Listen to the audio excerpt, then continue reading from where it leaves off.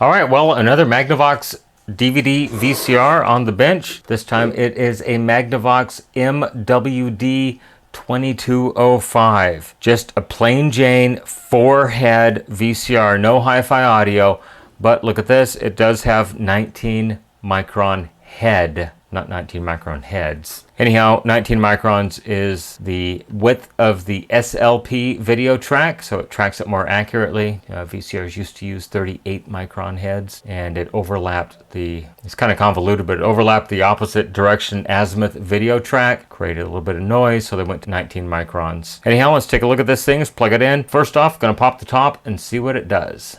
Okay, well, it does power on. Let's go ahead and pop a tape into it, see if it accepts the tape. And no, it does not. And that's an indication of a dirty mode select switch. The tape should go in and then sit down. Then the cylinder should start and it should finish loading the tape.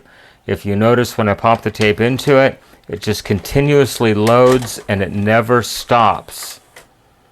Gets to the end and then it backs up and spits the tape out and eats the tape. So let's go ahead and clean the mode select switch. We'll start by disassembling the entire unit. We need to get the DVD mechanism out of here and get the circuit board out of the chassis because we have to separate the mechanism from the circuit board to gain access to the mode select switch.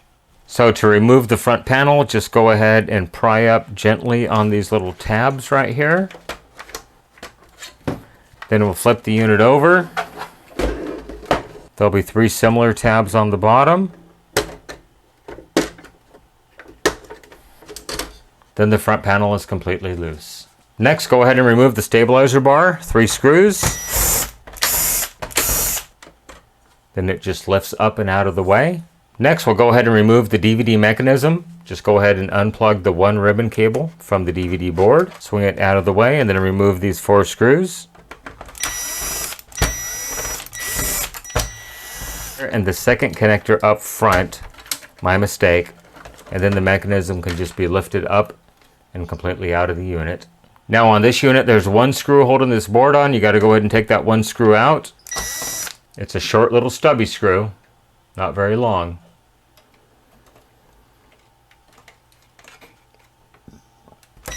Now the mechanism screws, that one's already missing. That's not a good sign. Normally there's 5 screws, but because this one right here is missing, it may have been back to the factory for rework, or the customer tried to get into it. 2 screws that hold the DVD little cover out of the way. They can come out of there. This 1 screw's got to come out. The second screw. Now this little DVD bracket assembly can be removed. And then go ahead and take a look at the exterior of the circuit board to make sure there's no other screws holding it down. It should be fairly loose by now. So we're just going to go ahead and give it a lift up. And it kind of comes out at a weird angle. Remove the power cord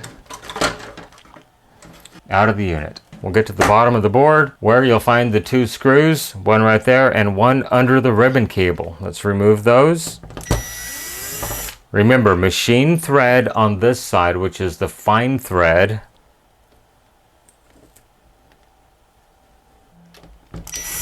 And now this side is the coarse, the plastic thread, almost like a wood screw. Now the mechanism can be lifted up and you can see the mode select switch right there. Grab it and lift. And then, man, that thing is oxidized. That's probably one of the worst ones I've ever seen. There is not a shiny surface in this switch to speak of. So next we'll go ahead and get the stainless steel toothbrush and we'll just scrub it up. Use whatever you have in your possession, whether it be a brass brush, a fiberglass eraser, just anything to scuff up these contacts because they should be bright, shiny silver when you're all done. So my tool of choice is a stainless toothbrush. And I'm just going to go ahead and scrub a bit of it. You can kind of see the difference already. Once we're done with this, it should be a bright, shiny silver.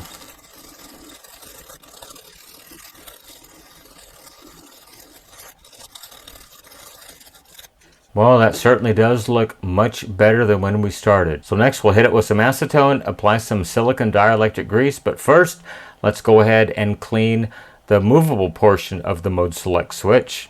which is this part right here. And as you can see, only 5 out of the 6 contacts are really making a good connection. The 6th one over there, second from the left, was not making very good connection at all. But let's go ahead and take the stainless toothbrush, and I'll position this as such that I can just drag the toothbrush in one direction only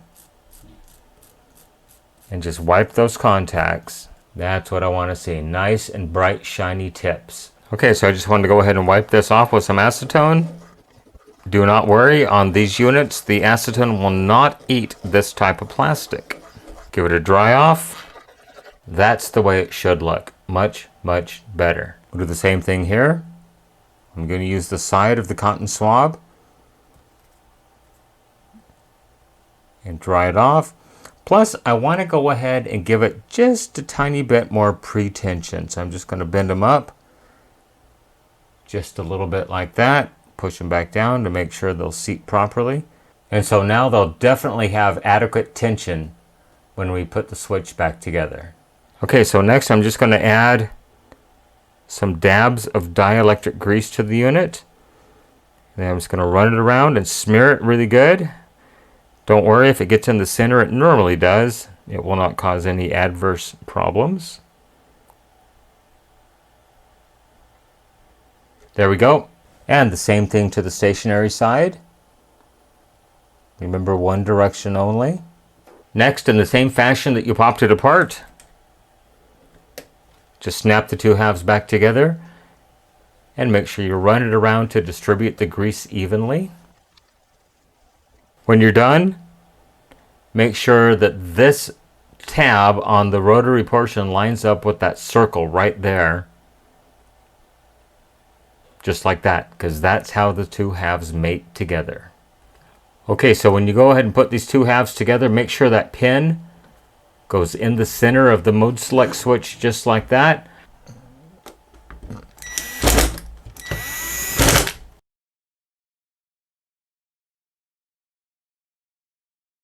Now let's go ahead and hook up a monitor. We'll play a tape, then we'll play a DVD and ship it back to my customer.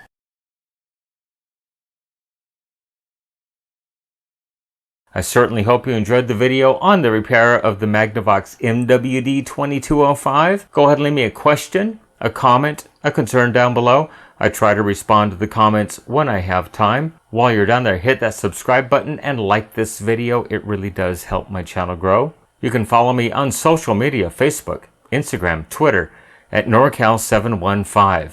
You can email me, norcal715videos@gmail.com. And honestly, that is the best way to contact me. I rarely check messages in Facebook, Instagram, and Twitter. Remember, with your help, we can try to keep these things out of the landfill, out of the recycle bin, and out of the e-waste facility. Everybody, thank you for making it to the end of this video. I really do appreciate it. Everyone have a great day. Once again, thank you so much for watching. Bye-bye.